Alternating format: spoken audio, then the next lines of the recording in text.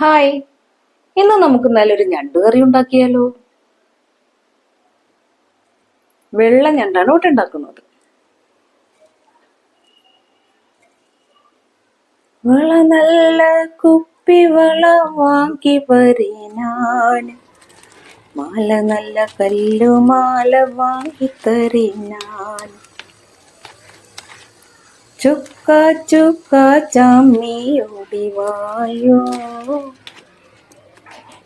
ഞണ്ടു കറി കൂട്ടി നല്ല ചോറ് തരാലോ. നല്ല അടിപൊളി ഞണ്ട് കറി റെഡി ആയിട്ടുണ്ട്.